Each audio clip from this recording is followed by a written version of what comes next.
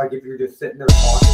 Welcome to the Prisoner to Painter podcast, stories of inspiration, where we talk about mental health, addiction, religion, becoming a business owner and self-sufficient, for what, when, where, and why. Join us and we can be your local hope dealer. Inspiration and dedication. I came a long way from sleeping in them pages. I got my life back, I feel amazing. Life's a book, don't get stuck on sad pages. Rainy days with no money. Hard work lead to days that are sunny. Looking back, it was all needed. The problems, the pain, the trauma, the grieving. You are now tuned in to the Prisoner to Painter. Prisoner to Painter. Hard work, dedication. Rainy days, inspiration. Prisoner to Painter. And now, a word from your local hope dealer. AI to like click certain shit. It costs money. Yeah. Really? It costs Yeah. money for a lot of them, or you get credits monthly. But Yeah. But you can, I would say, most of the things that are running, I'm a real nerd. Most of the things that are running WAN 2.5 are a lot cheaper than things that are like completely unrestricted. You're running a podcast that most people are going to see. You're not doing illegal shit. Right. A lot of the AI services that are expensive are either for corporations or illegal. Yep. So like, I'm just saying this might be something worth revisiting. Yeah. $10 a month. I spend that on Apple Music, and I don't even use it every day. Yeah. Very Well, true. dude, and really one of the huge things for us was like I want to have the right product and this and that and all this thought and there actually is some thought to the method behind my mayonnaise, I guess. So like Arizona doesn't advertise.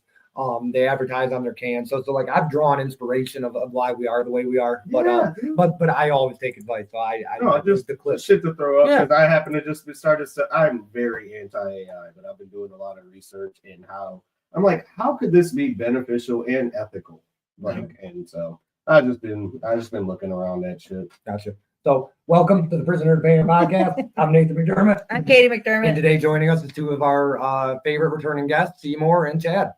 Thank you guys for coming on, man. So glad. Awesome. I just didn't know you guys knew each other, so I'll just start off with that, and then we can go from there. So how do you guys know each other?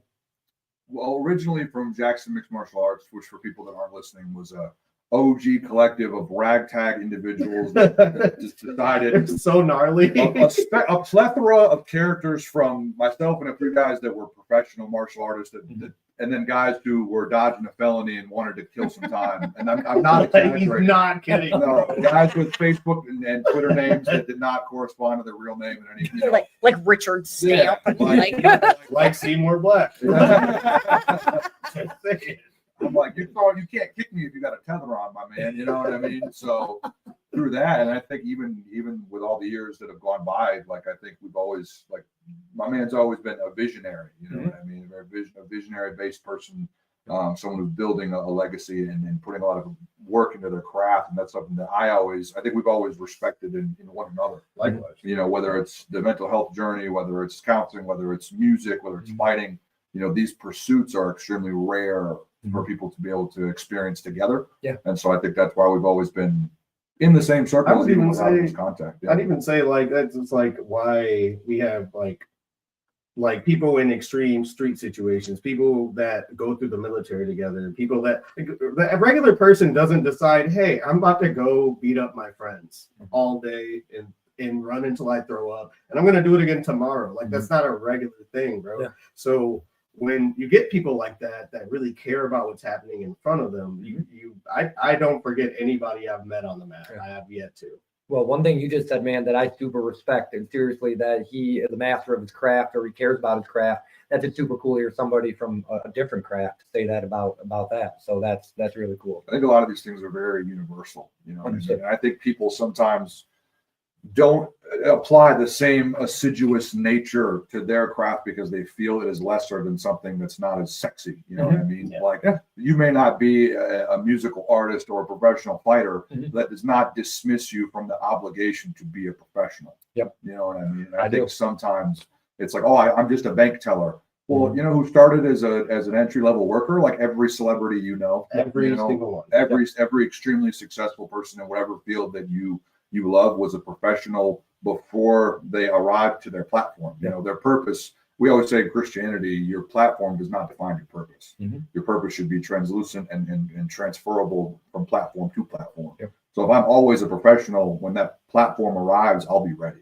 You know, but I think people miss that sometimes because they get bogged down and real life happens. But And it's just like what they say, comparison is the thief of joy. I think, and we're trained to compare. Like kids don't compare with each other until they're taught to do that, and we're trained to do that. And so it's like unlearning that is a very eye-opening thing, and it happens for a lot of people. For me, it happened through humility. It happened through getting beat the fuck up and falling on my face. It happened through my big plans failing. It happened through losses, and I've only learned to respect it more over time. So I don't know. I guess the sooner we can grasp that, if we can break down some of the barriers between the idea that I do this thing and it's better than your thing. That's not real. Everything we do serves a purpose. One of the reasons I was super excited to have you both in the same room together, polar opposites as far as me just looking from the outside in. I mean, I'm sure you guys have a lot of similarities, but from the outside, polar opposites, right? You two are two of the most positive people I know.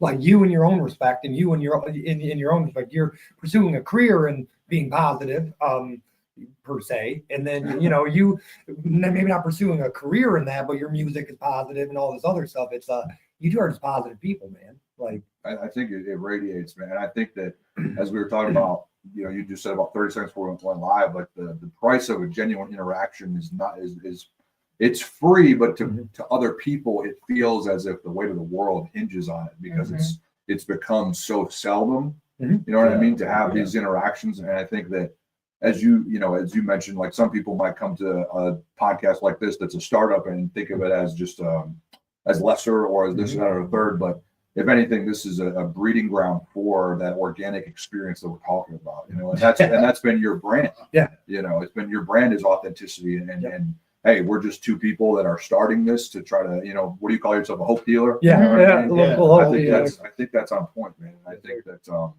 that's worth more than a Rogan podcast about X, Y, and Z if it touches the right person at the right time. And I think people crave the basement podcast experience. You know what I mean? They crave that because it feels real. It doesn't feel like, watching somebody do this inside a multi-million-dollar studio, there's a barrier there that I can't see myself in a place like that, but I can feel the conversation. You know what I mean? So that's what makes being here so special. I fully agree too. And I personally, I think startups is like, it doesn't matter what you're starting. I think if you care about something, you should want to be a part of it early.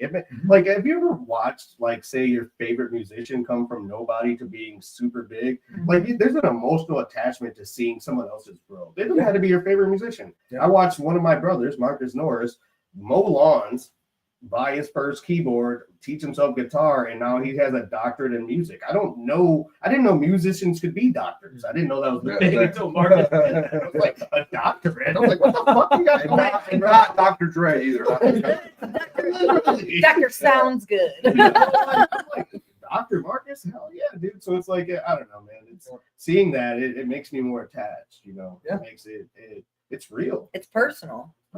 No, that's, I mean, and I've said it 100 times, and if he's listening, Cartoon Bondering, he made our intro. I don't like his music. I'm very upfront with that to him. I'm not a rapper.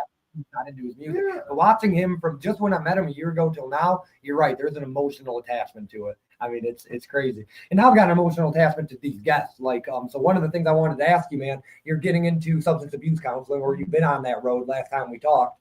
How's it looking now?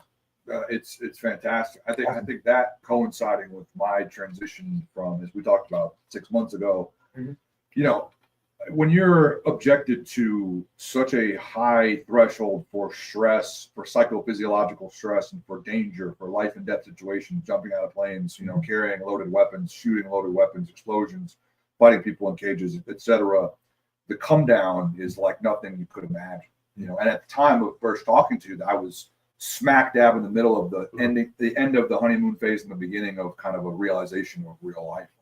Now we're here. And I won't lie to you, there were points in that process of which I did not see a happier reality than the one I was coming from. Yeah.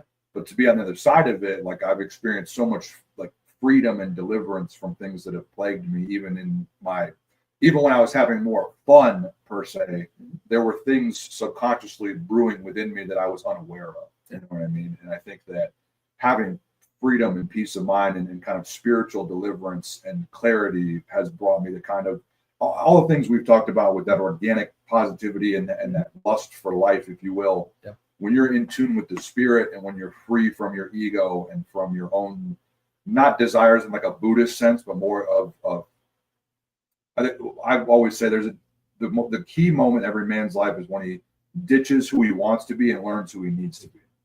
You know, and I learned who I needed to be, and I was willing to sacrifice that because in my mind it was kind of God's way of saying take it or leave it. But you know, I'm laying it all out in front of you. You got a free education. You got all these people that you have a voice to. You have all these talents and gifts, and you're healthy for the most part. I mean, I'm a disabled veteran, but I'm here. Yeah. So, exactly. And so, yeah, man, it's just been a lot of escaping myself. You know what I mean? And ultimately, that's the only thing in an accounting session you're trying to do is just show someone what they need to escape from within themselves. You know, without any kind of vindication, without any kind of accusation or indictment. It's more just, let me ask you about this. Why don't you take a look at it for yourself? Yeah. And let's see if there's anything you want to clean up.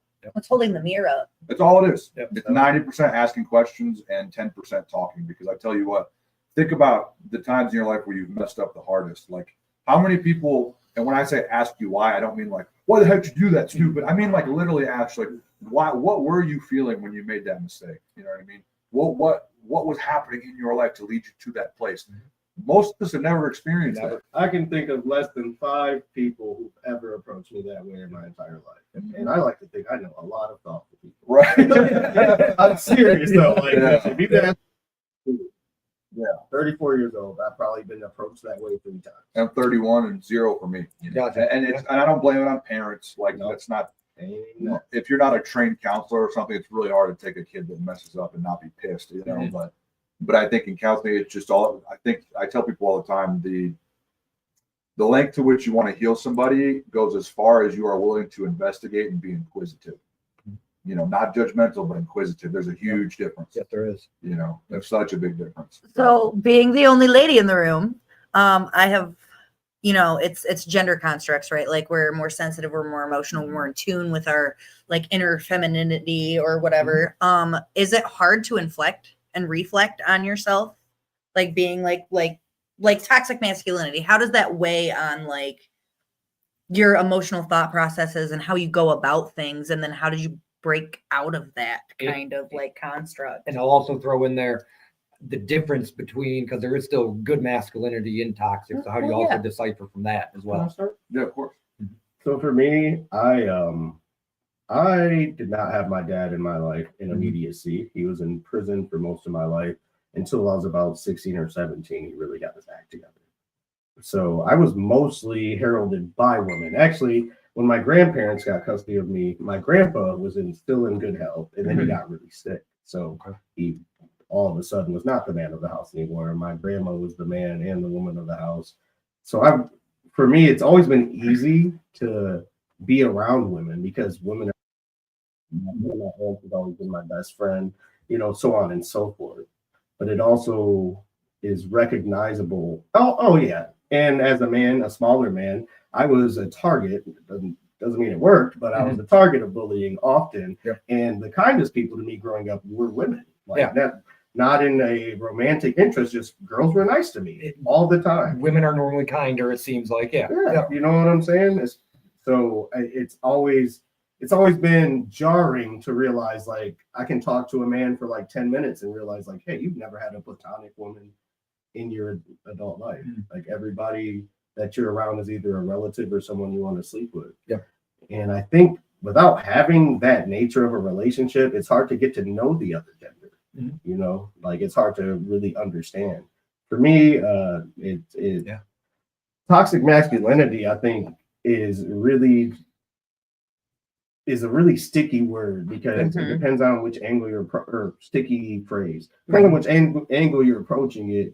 But if we're talking about how men are unto other men or how men are unto women, those are separate conversations. I like to think about, in particular, my relationship with kids I've mentored. I spent a lot of time around children. Tutoring was my first job. I still tutored as recently as 2 years ago. Awesome. And I think it's about, I can't speak too much about toxic masculinity because I don't exhibit it, but I can speak about positive masculinity. And I think a lot of that comes from letting boys know that it's okay to feel the way you're feeling and guiding them towards something else, as opposed to like meeting things with testosterone, which is where our aggression comes from, or being upset at the kid, like, because kids fuck up, and if you're in a moment and you're with this kid that fucks up all the time, you're gonna be mad sometimes. That's normal. But it's like, what do we do with our anger, and how are we teaching the kids around us that, because I think a lot of my biggest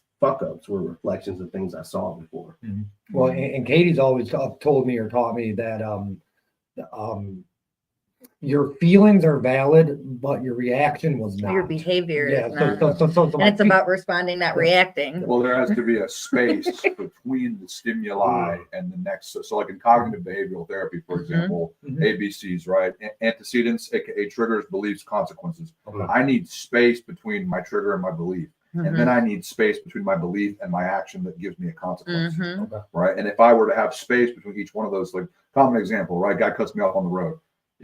That's the trigger. I can't control what happened there. Most times you can't control what makes you feel the way you feel. But without space, I instantly go to the belief of, fuck that guy. I'm going to fuck him up. The consequences are, now I'm driving bumper to bumper. Now I bring that aggression home with me. Now I'm arguing with people. Now I'm going through hypothetical arguments in my head with people that I'm not even mad at, because I just want to feel this aggression. I want to be right. I want to vindicate myself because I've been wrong. Now let's rewind, freeze frame, right? Antecedent, I get cut off in traffic. Deep breath, space. Maybe that guy's on his way to the hospital with a kid. Maybe he's having a really bad day, he or she, excuse me, etc. Deep breath, some grace. Belief, this is not a bad person. This is also not personal. Consequence, now I'm unbothered, I'm unshaken, I'm actually stronger mentally because that's a practice rep. And the practice reps are everywhere around us all the time. And so I think that to your point, you know what I mean? It's not our fault our parents didn't have time and space between their actions, their beliefs, and their consequences, because most of them were just doing whatever the heck they could to survive. Especially in non-nuclear family situations that we both come from. So I think that the key is that we never break that cycle, because either A, we believe that that's just always the way it's going to be. B, we believe that we take pride in our parents, we want to emulate them, or C, we're a little too lazy to put that space in there. You know what I mean? And I think that to that toxic masculinity point, for long story short for the audience, I think we talked about this a little bit. I don't think we got any childhood stuff. Maybe I can't remember. But I was like fat nerd Yu-Gi-Oh kid. Not a lot of friends. I got Yu-Gi-Oh downloaded right now. Oh no, he makes it cool now. It is cool now. It's all mainstream now. And I didn't for 23 years, and I'm back, and I hate this game. As the kids would say, I got no play from no hope. And that at an early age created a lot of, and then all of a sudden it was like in high school growth spurt. Now I'm a boxer and nobody else is doing anything like that. And then into college I have facial hair, a jawline. I'm an articulate individual, Good looking guy. exactly. And so, and then people nowadays will either be like, you're a very gentle giant, you're very emotional. It's only because I had to live through being a complete piece of shit for so long, because I didn't even care about sleeping with women. I just wanted to get to a spot where I know they liked me enough to do that. And just so I had the validation of that's one more girl that likes me. That's one more girl that thinks I'm enough. And I didn't even realize what was happening. You know what I mean? And now I'm in 10 different text conversations, which is, messy. First of all, no one's communicating their real intentions, because I'm just lost in the sauce, in the sauce. 100%. Working off pure emotion and feeling, zero thought, zero preparation. As we talked about the behavioral model, like trigger straight to belief, straight to action, no space in between any of those things. With the belief being like, I need to prove that I'm enough. Because I don't believe I'm enough. Exactly. And I think that for men that are lost in that stage of life, as we've probably both been, in and out of, like, we have to stop. take a step back and look at the psyche of the person rather than just the behavior. You know what I mean? Because there's redemption for everybody. Yes, sir. You know, and I can say as somebody who is in the most loving, fulfilled part of my life, not just romantically, but in all aspects, you know, radiating the Holy Spirit. Like if I didn't have a plethora of people who believed in me, even when I did not believe in myself, then I would not be sitting here, literally. So, you know, we have to hold that thought true, that regardless of the murkiness of this person's actions, nobody wants to cause pain. That's what I was telling you. Not a natural state. It's not a natural. Nobody is born with the conscious thought of I'm here to do evil. And if you were to show a man two paths and let him see the future, he's never going to pick the empty one, even if it's really, really fun along the way. He's going to choose the fulfilled path if he were to know the totality of what's in front of him. The problem is in our short-term way of thinking, it's just, I want the hose. Instant gratification. Yeah, exactly. I need my dopamine now, where it's like, you know, which is you're only hijacking your own receptors, and you're always going to need more and more, chasing the dragon. We're not like, and I'm not even just talking about drugs. I mean, in loving relationships, I mean, in friendships. It's like, this person didn't get back to me, and which is obviously is not a way I think now, but it's like this is a common thought process with our social engagements in little kids and like in human engagement. When we learn how to communicate effectively, we think we're taught to be slighted by the fact that we're not receiving someone the way we wanted to in that exact moment. I think one of my biggest lessons from, like, I went to Harbor Hall rehab for opioids and alcohol, and I was only going to go for 2 weeks, and I stayed for 6 months. I didn't have to. This is not correlated. I saw something worth gleaning in there. And Harbor Hall's a great program. Great program. I was trying to figure out what was going to be the roughest one in Michigan. Like, I was in a dark spot. Nobody made me do this shit. I was like, who's gonna like really fucking tell me what the fuck's going on? Like, because you need a drill sergeant. Yeah, drill instructor. I got Marines in my family. I needed a DI, man. Yeah, man. But no, I got sent a book by one of my friends at the time, and it's called The Book of Joy. And around that same time, I got a letter from one of my brothers, Marcus, and they were saying the same thing.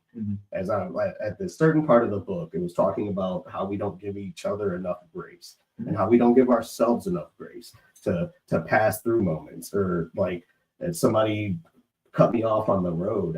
I joke to myself because I joke as a coping mechanism anyway, but I'm like, oh, that guy has more shit to do than I do. And I keep going, you know, but that's a taught behavior because I didn't always feel that way. You know what I mean? You got like we have to unlearn stuff.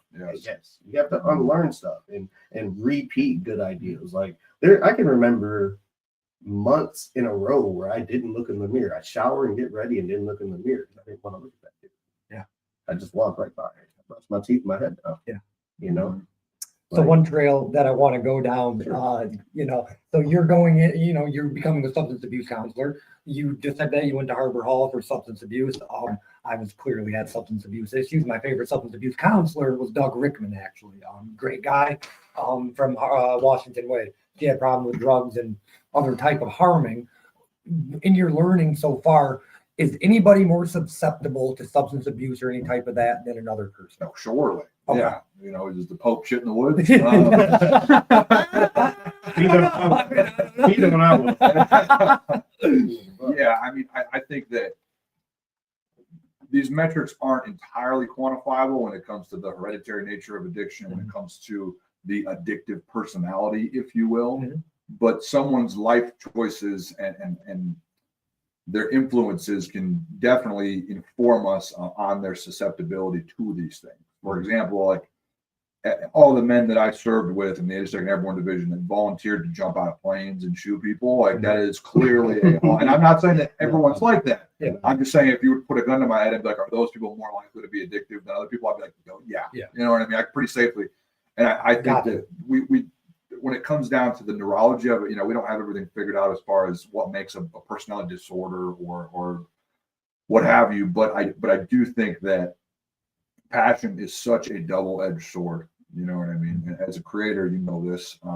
As a fighter, for me, for the same passion that burned, that allows us to be in the studio for days or to train for nights on end with no food or sleep is the same passion that when we don't have that stimulus leaves us wandering in the wilderness, if dark, you will. dark spaces, looking, Yeah. looking for that piece of you that you thought you forgot about, but really you probably neglected. Or that you never even got to know. Yeah, absolutely. Absolutely. If you're never giving yourself the grace to just try to get to know yourself better, I have a 20-year-old coworker right now that every week they'll express something they want to do. And I'm like, you should do that. They're like, I don't know. I'm like, you don't need to know right now. How would you know right now?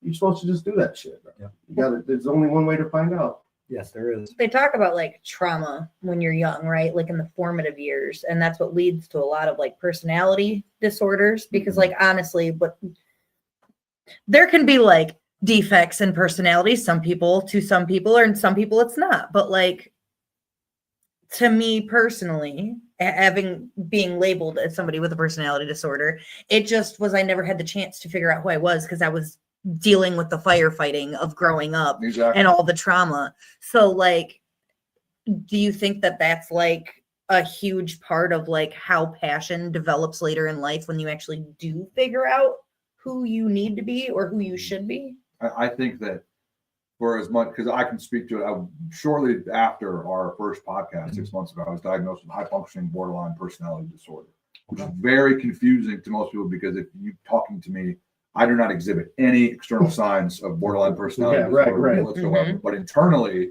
it's a roller coaster that's going 1,000 miles an hour all the time. Gotcha. And through different levels of therapy and being in the church, and then I got a good men's group who holds me accountable. Like you're able to kind of siphon. I call it siphoning because it's little bits at a time. You know what I mean? And I'm not paying for gas, so I'm gonna take it with me. But I think that as much as these things hurt, as much, for example, like when I was diagnosed, like I have the tattoo of Samson on my right arm because, and I think I talked about this last time, but Samson in the Bible, you know, extremely strong, long hair, but he's always messing up. And the only chance that he has of redemption is in the last moment in Judges 16:20. Samson has been captured by the Philistines. He's bound to the temple. In the tattoo, he's chained up. He's been blinded. His hair's been cut, which is the source of his strength as a Nazarite. And he says, God, let me grant me my wish. Like, let me die with the Philistines. And God gives him one last heaval of strength, which allows him to take himself with all these bad guys. And I always thought that that's all that I've got is hopefully one shining moment because I'm just doomed. Like I'm eternal. Like I'm just a big dumb idiot that's going to continue to mess up and mess. And when I had the diagnosis and I chose to face it head on, I realized like the Samson, this is just that's BP, that's not me. Yeah. And those are two different things. Yeah. You know what I mean? And the sooner you're willing to face that and create that distinction and fight that and realize that these are, and love yourself enough to admit these are two different people. I wouldn't say two different people to the extreme of being fully bipolar, but two different entities, and that there is control and that there is an ability to tip the scale, to move the seesaw, if you will. Then that's when life really starts. You know what I mean? And that's when it did for me. And that's when I finally, you know, just like we talked about the toxic masculinity thing, like you will be as healthily masculine as far as you are willing to love yourself. And the more that you do, only correct masculinity comes from self-love. And I don't mean self-righteousness or pride, but humble, respectful love. You know, if you ask me, I'm going to say that's a spiritual thing from God. Other people may think differently, but either way, that humble love for yourself and from an altruistic point of view only breeds correct masculinity, you know. And to your question, like once you are able to fight that, you're way much stronger on the other side, you know. And I actually think that there's more merit to that than if it was just all good and you never had anything to face to begin with. Yeah, for sure. And I want to jump on that just from my observations as a young kid, seeing my mom's been sober for 22 years now, which I'm super proud of her for. And she was able to do that through God. Whereas around that same time, I was leaving the church, and it was through that respect for what God's done with my mom that I can always be in company of various beliefs, because I'm like, I believe you. You don't have to convince me, bro. I've watched it happen. Like I've watched it happen, bro. I feel you. But I think what ultimately happens is that if you recognize something in yourself you don't like, you get to a point where you're tired of not liking it. Like it's a breaking point. There's nothing that anyone else can give you. Like it didn't matter what happened when my mom was going through her thing. I'll spare the details for the podcast. It didn't matter what anybody else was saying to her. It didn't matter what anybody else was saying to me when I was going through my thing. It mattered when I was like, okay, this is enough. I have to do something constructive about it. And I think that speaks to the point that we want people to change on our timelines for them when we have somebody in our life that's affected by these things. Because in our minds, like, and sometimes it's out of a genuine nature. Like, I just want to see results. I want to see somebody get better. But first of all, I think people need to understand from any mental health perspective, progression is not linear in any of these things. It's not, 1% better every day. That's a bold-faced lie. That's actually a lie in anything. Speak on it, brother. First of all, if I got 1% better every day, that means in 100 days I'd be a master. I'd be so good at. We would all be Elon. Yeah. Like, maybe 0.5 or 6 decimals, 1% better. But even then, like, and you're like, when you build up the kind of aperture that says I have to get better today, it's just not realistic to anything else we do in our lives. Makes your stream. I'm on it. No, you're good. You guys are good. Yeah. There's no other area of our lives where we demand that every day you get better. It doesn't happen at your job for most people. You know what I mean? For most people, like there are setbacks. Most businesses will go in the red sometimes, and that's part of the business plan.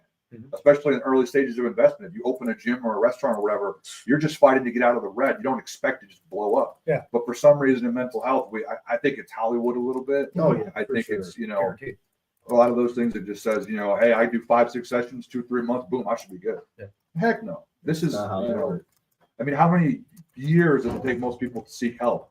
Don't expect that it's going to take any less amount of time to find your way out of that. I hope so. Yeah. That's great if it does. Yeah, it does. Fantastic. But don't create unrealistic expectations for the latter half of what you're going through, in comparison to the former. You know what I mean? If it took 5, 10, 15 years to get help, it's okay if it takes 5, 10, 15 years to get better. Yeah. Because at the end of the day, if you reach that end result of getting to what we call the maintenance phase, where we've moved away from pre-contemplation to contemplating, I want to make a change, to action. There's preparation, to action. And then I've now moved past this. Now I'm in maintenance. I don't care if you're 99 and a half when you're on your deathbed. That is a higher and more important accomplishment than any Fortune 500 CEO will ever achieve in their life. Yeah. So, one thing that I'm glad you touched on, I actually am going to reiterate something real quick. So Facebook booted us, but the whole video live without interruption will be on the Prisoner to Painter page or on YouTube. Just for you guys, if you want to share it or ever, You're going to have 2 things tagged on you. Yeah, but and then secondly, I'm glad you touched it. So it's still live on YouTube right now. Yeah, it's live on YouTube, and it's still live on Facebook gets on my page. So Prisoner to Painter page, it'll be all in a row in order. So I was just saying, if you're going to share it from Prisoner to Painter, not from me. My Facebook is, I don't know, sometimes you say a certain word and it's just my Facebook, not YouTube or nothing else. It boots me. With the community standards and guidelines, I think. Oh yeah, no, it's the same on my page. I'm surprised. I haven't been to Facebook jail in a couple of years now. But one thing that I really wanted to talk about for both of you, because I think it will really touch both of you, and you just said it. I think Hollywood is a big problem for a lot of our problems, a big reason for a lot of our problems. So like here, I do everything authentic, live, no makeup. I do it on purpose to show that nothing's perfect. I feel like TV is making mental health a bigger problem because, I don't look like this, or my life doesn't look like that. Or most people do not wake up every morning at 6 o'clock, make breakfast, do this, and all that for the children, see them off on the bus. I feel like maybe some of our mental health problems comes from media. Yeah, some is very generous of me. I talk about this shit all the time. Like even within my own relationships, like my most recent ex is a model, right? She'd grab my phone and she'd be like, I want to see. I'm like, what do you want my phone for? She's like, I want to see what's on your Instagram feed. It's food and comedy. Her feed is all girls that she finds attractive.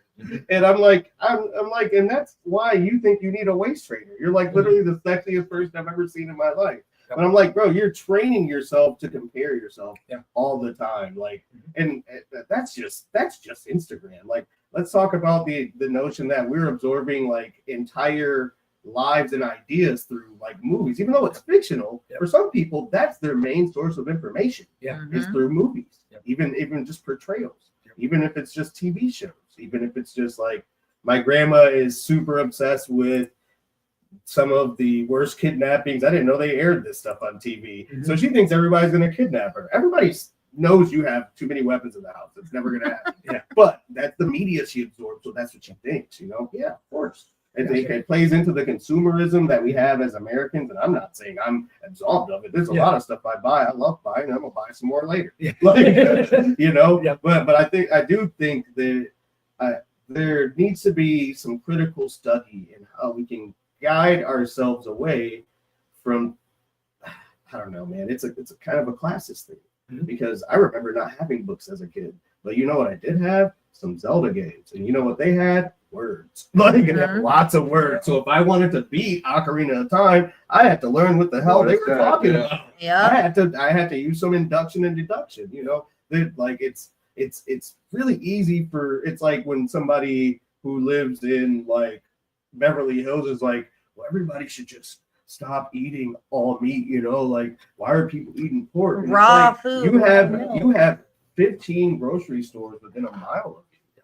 Some people do not. I don't know if you're aware of this. Like, That's the social some determinant of health, man. people only have one store in their entire town and 3 stoplights. Yes. Like, you know, like we got different shit going on. Like it's not unfair when other countries are like, America just looks like 50 other countries. It kind of is, bro. We got different stuff going on. And I think that these expectations and stereotypes are extremely socioeconomic and cultural as well. And I think if there's any two people that emulate working outside of the parameters they've been assigned, it's probably Yeah. You know what I mean? Sure. Like we don't even look like we should belong. Yeah. You know what I mean? I'm like, I love this dude. Yeah. And then even then, like with you kind of existing in the alternative hip hop space, you know what I mean? And with me being a bludgeoner, a pugilist that's become a healer. Yeah. But to become a healer, you know, it's like, for example, I was always told, like, why would you, I had a college education prior to enlisting. Like, why the heck would you enlist in the military? That's for poor people. Mm-hmm. That's for people who don't have anywhere else to go. Mm-hmm. And I think what I would just say, and it's the same thing with you in the music, you know, and I'm sure like I'm sure a lot of people think of K-Dot when they see you, or you know what I mean? Like all the time. That boxes you into a space that's not you. You know, you're far beyond that. And the same thing with me. And who I am as a person is so far beyond the strong, like traditional masculine entity of the military and fighting and things like that. In fact, I would say it's one of the lesser parts of me at this stage in my life. And I think that the problem is we had the people around us and the courage and kind of the inspiration to deviate from these things. But a lot of people don't. You know what I mean? Sure. A lot of people don't. And I think that because of they're seeing what you're talking about, they're seeing the path that's been put out for them. The path of least resistance seems like the right play at the time. And then you wake up at 45, 50, 55 and wonder what the heck happened in my life. Mm-hmm. You know, regardless of your income, regardless of the family, of the white picket fence, etc. And that's not like an American dream, you know, go be a rapper, go be a fighter. It just more so means like the path that God has for you is crafted for you. Not for every other white dude or black dude that looks like you. You know what I mean? I always bring up the movie Dope about the kid growing up. Growing up in you know, inner city Los Angeles, and he's, you know, everyone wants him to be this, that, and third. He's just a nerd trying to find his way. And I think that we've lost our individuality in that sense. You know what I mean? And I think that to wrap it back to the mental health point, it then becomes, if I don't fit this box, if I'm not married by this age, if I don't have this job, if I haven't hit this milestone by this time, have I lost my value? You know, I was talking about with my pastor at church the other day, especially as men, we ascribe all of our value to our ability to produce. And yes, there is a good amount of pride in that does keep you strong and does provide. That you need to have pride in being a provider.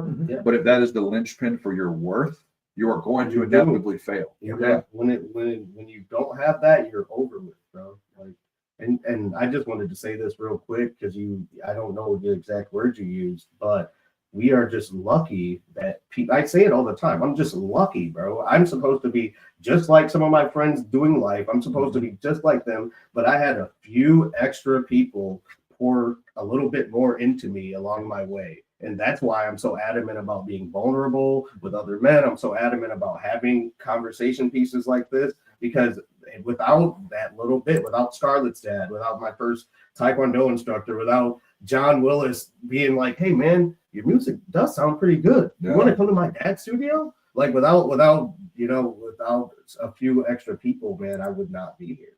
Like I owe all of it to the luck that I have, because it is lucky, because some people don't have that, bro. I was very happy to have you both come on, because knowing both of you, I know about you guys, but people just, looking at what you guys look like. Me, this is what I do. This is my podcast. So people know that I talk about feelings and whatever. Like, they look at me and they see that. They look at you and me even. It's awesome to see two guys that look polar opposites with me and what they're talking about mental health. I feel like it's a conversation that's not had enough. So I'm grateful that you both decided to come out. Screaming it from the rooftops. Yeah. I think that, I think that what people need to understand is that as you graduate through your mental health journey, it is not just a suggestion, it is an obligation to see others with the same potential you wished that more than just a few people would have seen you with. Because ask anyone, the people you mentioned, the very select few individuals, if everyone were to see you that way, right, what you could accomplish, who you could become. Now, the reality is 90% of people are not going to do that. Yeah. They're not going to look at someone in a desperate situation and say, they're going to be great. They're going to be fine. I'm going to make sure they get there. Yeah. And sometimes, there's a friend of mine that recently was incarcerated, recently back. I'll leave his name out, but just talking to him, I could tell it was the first time in a long time everybody called him his friend. Because I just said something like, yeah, my friend, or yeah, my brother. Just those words of letting them know you belong, like we are in community with one another, regardless of what you have done, because I will be here. Because the reality is, there's been no human walking the planet Earth that Jesus Christ has not said, I am still with you, regardless of your transgression. And therefore, myself as a mental health leader, if I were ever to take that stance, I would be a hypocrite, And so I think that when you begin to find yourself on the brighter side of your own history, you have to remember, like I always say in coaching and fighting, when your fighter's in the corner, when he needs words of encouragement, be the coach you wish you had. Yeah. When you were on the stool, tired as heck, fifth round of the championship fight. What did you want? What did you wish you had heard? Say that. Yeah. Say that. You know what I mean? And with mental health, it's the same thing. And it's not complicated. People just need to hear things like, I believe in you. Yeah. Or I love you. Like, it's gonna be good, bro. It's gonna be good. Like, just be the person that you needed. I say that if I type that into my search history and just put my name, it would probably come up 11 times in the last year, because I just think about that so much. Like, I'm really the person I needed when I was a kid. Yeah. And I just want to give that to other people all the time. And it's so powerful, man. That, and even if you don't know how to support somebody or what to say, I think one of the most validating things you can say to somebody is, I don't know what to say, but that fucking sucks, dude. Yeah. Like, that sucks. I'm here. Right. Like, tell me what you need. I don't know how to help, but I'm here. And most people don't want advice in the heat of the moment anyway. I never want advice. Yeah. Word true. Most people will tell you if they need direction. Right. Most of the time, just being there and without having to say anything at all is enough. And then even in counselors, contrary to popular belief, we don't give advice. Advice giving is not part of our job description, because advice would mean that I deviated from my teachings and told you something personally that I believe. Which, if you're my friend and you're asking me personally, that's fine. That makes sense. As a counselor, my only job was to lead you as objectively as possible. And teach you the skills to create Lead your yourself. own. Well Yes. said. Yeah. Well said. What do they say? Like, you give a man a fish to eat for a day, teach him to fish, and he opens a fucking Bob Evans or a fucking. That's brilliant. I'm saying that at work tomorrow. But it's like you said, it's so true. You have to give people the aperture of the fulcrum. Like, I'm just there as a springboard. You know what I mean? Because if I just, it's the same thing. I think when you talk about relationships, like, if you are the source of someone's happiness, if you are the primary source of someone's motivation, like, it's never enough as one person to sustain itself in any relationship. That's how you achieve codependence. That's how you achieve an anxious amount of attachment that's overwhelming. Yeah. I think we've all probably been through it. Probably on both sides of it. I do think, I think that there's healthy aspects of some codependency, maybe not total, like disgustingness. Well, I think but- that's just called interdependence, and Yeah, that's a that's different right. thing. Yeah. That's what the healthy version is. Oh, That's okay, when you fair just- that's enough. when I, you- I never knew the name of that. Fair Okay, enough. Right on. Right on. Voluntary reliance. Yeah. Okay. Voluntary reliance. Choosing to give up my reliance in some areas that are healthy, that are salvageable. If I need to get it back, I can get it back. I think that's the key. Like when I tell people, when I talk to people about this, like give up parts of yourself that if you were to lose that person, you can get back. Mhm. You know, and I think that's especially in the early stages of a friendship or a relationship. Yeah. Wow. Oh, Yeah. I'm good. Yeah. You know, because far too often we submit parts of ourselves that we are not even ready to give to ourselves. Yes. You know, like You guys got me fucking going. I'm so sorry. You just raised my blood pressure. That hit different. you know, Yeah. it's like for example, in this mental health journey for me, like what I had to come to terms with is that no longer being a fighter or a soldier, like killer is not part of my identity anymore. It still is as a coach, and I still have, you know, I will still Yeah, the instinct. 95% of the human population, the 5% being the other pros that are better than me. Yeah. I'm going to kill you. Yeah, you don't have. But that's not me anymore. You know what I mean? And like when I met my current girlfriend, like I was not able to give that piece of myself to her with absent of being a killer until I sacrificed it myself. Mhm. I couldn't just I can't bring you the person that I want to be. I got to bring you the person that I'm building, and I'm Mhm. finished building, the finished Yeah, product. yeah. You know, be a craftsman. Present to that person the well-crafted product, not the Yeah. work. And some things are always a work in progress. Yeah, I'm of not course. saying that you don't need to be perfect. Well, it's like if we're talking about a journey versus a destination, there's still goalposts throughout the journey. Oh, yeah. You know, because this we're talking about abstract that don't have a solid destination. But like I'm to a point where I can give you enough of myself. Exactly. You know what I'm saying? Mhm. And I'm not just saying that to myself because I'm in this dopamine moment. I'm in this elusive, or what is it? Endearing entrancement, courtship, or whatever the heck that Mhm. would be, you know. Situation Yeah. thing. There's no such thing as good enough, but there is always justified and redeemed. And that's a very different thing. Good enough is I'm gonna stop a little short. Justified and redeemed is I'm gonna give it all I have, and it's okay if it's not enough. Yeah, because that was good. Like, you know what I mean? I was talking to me and my friend. We were with her son, adopted son. He's in wrestling right now. We were just telling him. She was telling him how his first meet was his best because he actually. She's like, I told you about that not trying shit. Like, you gotta go out there and Yeah. like, I don't care that you lost that one. You need to go out there and do it for real, or you're not an asset to your team. 100%. And I think that in this mental health, especially as dudes, like you have got to accept your limitations and come to terms with them and be comfortable with them. You know what I mean? Like take us, for example, like we collectively reach a lot of people. Mhm. There are certain places that I can reach that he can't, and vice versa, Yep. because of the nature of our upbringing, the way we look, the way we present ourselves. That's life, man. That's how it That's is. life. You know what I mean?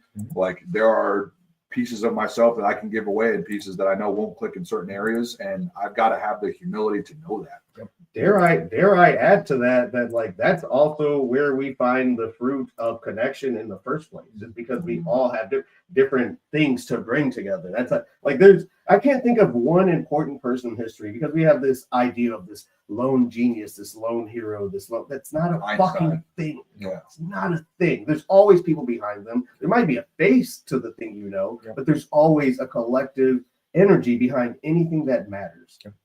I'm very happy you said that because I am linking up with other podcasts like Justin Counts and it would be dumb to ignore the elephant in the room. He can invite on and talk to guests that I just simply cannot because we are two different people. And I can invite on guests like Derek Dobies that would not go on his podcast, and that's for collaboration. And if there's not enough cake, we'll make another one. Like, I mean, that's simple, Oh, you know. Or That's maybe that's It's merch. that simple. It's That's that merch. simple. Maybe they don't like chocolate. Make another one. Maybe they don't I like think that chocolate was cake. funny. Maybe they want like strawberry. Maybe they don't like carrot cake. So then There's you plenty of cake to go around. right. Period. I think that that's ultimately what you're getting at is the substitution of competition for altruism, Yeah.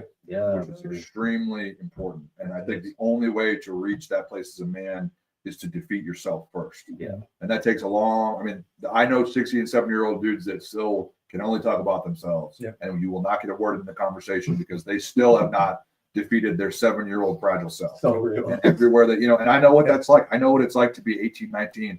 Everywhere I went, I had to tell you I was a cage fighter, how cool I was, because I wanted to feel badass. Yeah. Because I was a kid with no athletic prowess. We talked about this last time. I wasn't athletic. I was not intelligent. I had no natural advantages in the ecosystem of school or any of it in any way, shape, or form. Yep. And then I had this pride that I built it. So now let me put it, not understanding that that's not an accessible way to converse with people. Yeah. Nobody, even if not even your personality. No, like, you know what I mean? You could take anybody. If Tiger Woods walked in the room right now, all I did was talk about how cool he was, we'd probably still have an okay time. And it's Tiger, but it's like, that really wasn't. I would have had more fun. Yeah, exactly. Yeah. And you don't learn that until you eat your own humble pie and realize, like, those aren't the stories that allow people to connect with me. Yep. In fact, stories of me losing connect with people way, like funny stories about, getting beat up or failing miserably and being humbled. Like, that makes people laugh and smile. I can relate to that guy. Yep. Not me kicking some dude in the face and winning by knockout. You know what I mean? And I think that the most valuable way to defeat toxic masculinity is the ability to roast and laugh at yourself. Got to, bro. Because toxically masculine dudes, you never hear them self-deprecate. You never hear them become the butt of the joke and laugh at it, genuinely laugh at it. Yep. You never hear them go, yeah, that was actually a really good one. It's always, oh, yeah. But me, dude, it's okay, man. Yeah. Like, bro, I'm so weird, bro. If we're in a crowded room and I hear somebody else fart, I'll be like, my bad. Now everybody's feeling weird. I'm a ventriloquist. I threw it over there. Rectal ventriloquist. Claim your part if you want. Yeah. I like how you brought up roasts, though. I think roasts for charity would be a good thing. That's a ADHD flip. Sorry. I roast myself all the time. And I'm dead serious, but my monotone makes it 10 times funnier. So our last questions, because we're coming up on an hour and we try to keep it around there. My last question, both individually, and then we'll do our rapid questions, but we're going to tweak them a little bit because you both are returning. So where do you think God fits into recovery from substances or mental health or anything of that nature? Do you think God has a place? I use God interjectively with the universe just as so it. For me, so it doesn't. I'm gonna use word God right now, but for me, I think God is within us, right? Okay. And you lose your connection with God by losing like your natural senses and giving into your worldly desires. Like if the more substances I use, the less I really felt like me. Like I remember who I was when I was 5. I remember the little kid that liked gargoyles and wanted to run and play outside and wanted to backflip and like that's who I am. That's who you were when you were 5. That person's still inside of you. So, and the rest of the world untrains that. Like the rest of the world tells you like when you ever look at a bunch of toddlers, they don't know who's what color or anything like that. They don't care. They're never embarrassed. Dude, they don't care about messing up. That's why I tell people when I'm tutoring, be like a baby. What does that mean? You ever see a baby try to walk? They fall over and over and they laugh. As long as you laugh, they'll start laughing. Never give up. Yep. You know what happened if babies just decided like, oh, you know what, I can't walk. The whole world will be handicapped. So it's a humility, man. I think God, like everything around the ideas of a God or higher power across religions and beliefs comes to very, very natural human ideas, not egotistical, not taught, but like humility, giving grace, being kind, and all those things play in recovery too. Yep. Being communal. Yep. Like the church is communal. That's why I'm pretty sure I'm still taking my kids to church. And then when they start quiet, like, you don't have to go. I'm just waiting for you to ask me if you want to go. I was just waiting for you to bring it up. You don't have to go, bro. Like, unless grandma asks, then you gotta go. Right. But no, seriously though, there's a lot to be gleaned. Yeah. And I think that what they say, community is the opposite of addiction. And I know there's a lot of nuance to that phrase, but it's true. Yeah. It's true. Like when we're addicted, we isolate because we're shameful, we're guilty. There's no shame in godliness. I'm not ashamed of it. I can tell things freely now because I would argue that I'm in a elevated place compared to where I was. Yes, sir. So there's no shame in it. I don't care about telling you the story about how I did too many mushrooms and peed myself. I thought I was teleporting down the stairs. No, I just fell. Like, I just fell. Yep. You know, but I can talk about that because it's what it was. You know. No, So I think to answer your question, I think humility is probably the biggest one because that's the biggest hurdle in addiction is crossing over that humility path. And it happens for people in different stages, you know, in different talks. Sometimes it takes multiple visits to either rehab or even just visits to the bottom of the barrel. Yep. But humility is what you get from that. Yep. When you have nothing left, you find your humility. Chad, and the reason I asked that for one of our last questions, I don't remember our first podcast, you talking so much about God. So I was curious where he came in recently, but also the same question. I think that one thing we talk about in counseling all the time is that you have to have an unwavering, unbreakable, unconditional, positive regard for your client. It cannot waver, regardless of relapse number 87 or first day at the altar. Your positive regard for this person's humanity has got to be absolutely fervent, absolutely vicious in nature, surgical, methodical, assiduous, if you will. I love having a wide vocabulary because I'm such a dumbass, but people think I'm so smart. And I'll tell you what, man, if you want to get anywhere in life, just learn big words. My mom tells me all the time. Flavorize. I used to role play as a teenager with like adults, like grown ass people with like books and stuff. Every time I was typing a paragraph, I had a thesaurus up and Google. I know all these words. I'm just like synonym for food. But to that point, I mean, from a more specified spiritual perspective, I believe that a man who was without fault and without debt was sacrificed himself for humanity. And when I say that, I'm not talking about just good people. I'm talking about the terrorists on 9/11. I'm talking about Adolf Hitler. I'm talking about Genghis Khan. I'm talking about, colonizers. I'm talking about racists. I'm talking about sexists. I'm talking about rapists. I'm talking about the people who do bad things to kids. Jesus died for them too, whether you like it or not. I don't like that.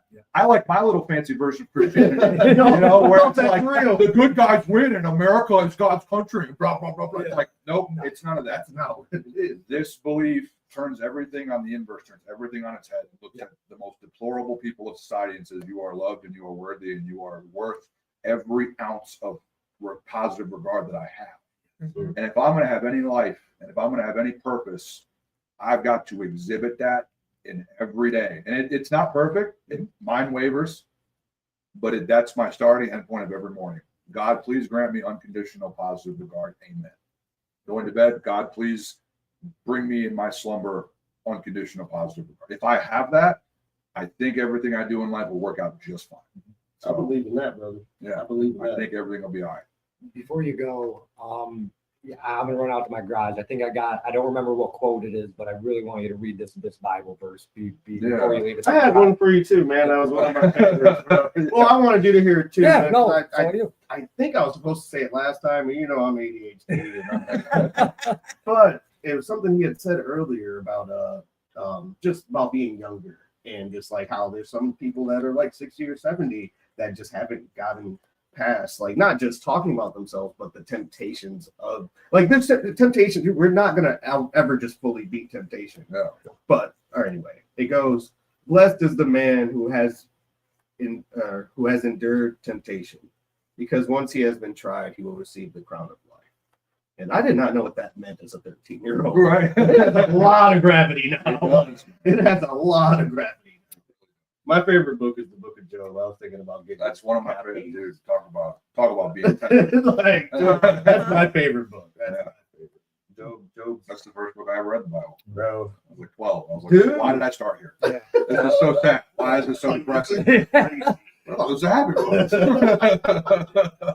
One of my favorite quotes, it's Matthew, I think it's like 6:33 or something, when it talks about how the bird wakes up every morning. It doesn't know where it's going to get the worm. It just has faith that there's going to be a worm. The wolf doesn't worry about winter. The bird just comes in. It just believe in God and you're taken care of. Yeah. It's simple.